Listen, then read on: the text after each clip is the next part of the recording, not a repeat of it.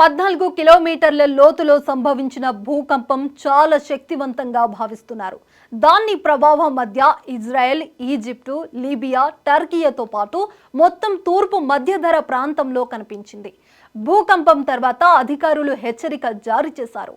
భూకంపం కారణంగా తక్షణ నష్టం లేదా ప్రాణ నష్టం సంభవించినప్పటికీ ఈ టెక్టోనిక్గా చురుకైన ప్రాంతంలో మరోసారి భయానక వాతావరణాన్ని సృష్టించింది. గ్రీకు ద్వీపం కాసస్ ప్రాంతంలో బుధవారం మే 14న బలమైన భూకంపంతో అతలాకుతలమైంది. భూకంప తీవ్రత రిక్టర్ స్కేల్పై 6.1గా నమోదైంది. 14 కిలోమీటర్ల లోతులో సంభవించిన ఈ భూకంపం చాలా శక్తివంతంగా ఉందని అధికారులు తెలిపారు.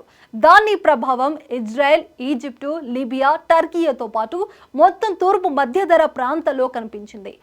భూకంపం తర్వాత అధికారులు హెచ్చరిక జారీ చేశారు. భూకంపం కారణంగా తక్షణ నష్టం లేదా ప్రాణ నష్టం సంభవించినప్పటికీ ఈ టెక్టోనిక్గా చురుకైన ప్రాంతంలో మరోసారి భయానక వాతావరణాన్ని సృష్టించింది. గత కొన్ని సంవత్సరాలుగా ఈ ప్రాంతంలో భూకంపాల సంభవం పెరిగింది. అయితే ఇది మారుతున్న పర్యావరణానికి ప్రమాదకరమైన సంకేతాలలో ఒకటిగా విశ్లేషకులు భావిస్తున్నారు. యునైటెడ్ స్టేట్స్ జియోలాజికల్ సర్వే నివేదిక ప్రకారం భూకంపం సరిగ్గా 10 గంటల 51 నిమిషాల 16 సెకండ్ల యూటీసీకి సంభవించింది.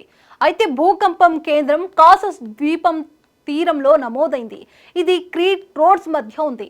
ఇవి ఏజియన్ సముద్రంలోని 2 ప్రసిద్ధ గ్రీకు గమ్యస్థానాలు.